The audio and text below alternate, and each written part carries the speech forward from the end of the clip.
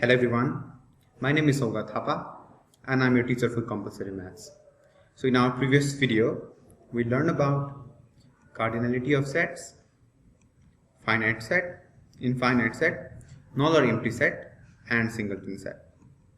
In our today's video, we will learn about equal, equivalent, overlapping and disjoint sets. So let's start with equal sets. The sets are said to be equal if they contain exactly same elements. It is denoted by equals to sign. This is to say, यदि दुई वा दुई भन्दा बढी सेट्समा exactly same elementsहरु हुन्छ भने त्यस्तो सेट्सहरुलाई हामी equal sets भन्न सक्छौं. For example, set P. X is such that X is a letter of the word more. Set Q. X is such that X is a letter of the word Rome. Here, the elements of set P are M, O, R, E with commas and brackets on. The elements of Q are R, O, M, E with commas and brackets on. So if we have a look at the elements of set P and Q, they are same in both. Both of them have M, O, R, E, but not in same order, and order does not matter for sets to be equal. So set P is equal to set Q. The reason is they both have exactly same elements. Our next sets, equivalent sets. The sets are said to be equivalent if they have same number of elements. This is to say, यदि दुई वा दुई भन्दा बढी सेट्समा exactly same number of elements, we have to be very careful here.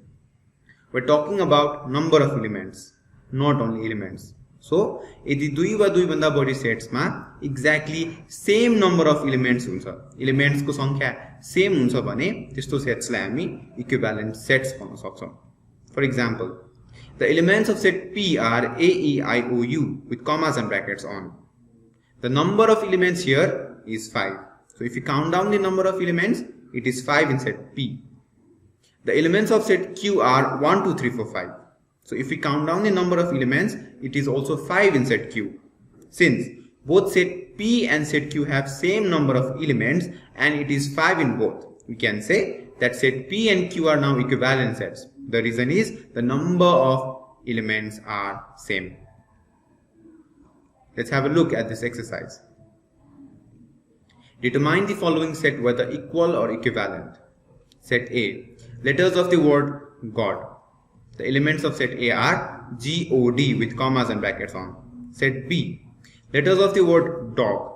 The elements of set B are D, O, G. So if we have a look at the elements of set A and B, both have exactly same elements. Both have G, both have O, and both have D. And hence set A and B are equal sets. The reason is they both have same elements. But wait. What about number of elements? So if we count down the number of elements, it is 3 in both. Both of them have 3 number of elements, and hence set A and B can also be called equivalent sets. The reason is both of the sets have equal number of elements. Hence set A and B are equal as well as equivalent sets. Exercise 2. Set A. Letters in the word mother. The elements of set A are M, O, T, H, E, R with commas and brackets on. Set B. Letters in the word father. The elements of set B are F, A, T, H, E, R with commas and brackets on. So are the elements exactly same in set A and B? No. Set A has M, O but B does not. And set B has F, A but A does not. So set A and B do not have same elements and they are not equal sets. But wait, what about number of elements? The number of elements in both of the sets is 6. So set A and B are now equivalent sets. The reason is they both have same number of elements. Therefore, set A and B are not equal sets, but set A and B are equivalent sets. Our another sets are overlapping sets. Two sets are called overlapping sets if they have at least one element in common. This is to say, दुई वा दुई भन्दा बढी सेट्सलाई हामी त्यो केसमा overlapping sets भन्न सक्छौं यदि सेट्सहरुमा कुनै एउटा कमन एलिमेंट अथवा कुनै एउटा सेम एलिमेंट छ भने. For example, set A, the elements are 1 2 3 4 5. Set B, the elements are 2 3 5 7. So are there any common elements in both? Yes, the common elements are 2 and 3 in both. And now we can say that set A and B are overlapping sets. The reason is they have common elements. And it is written as A intersection B. Intersection means common and it is written as opposite U. And the intersection A here is 2 and 3.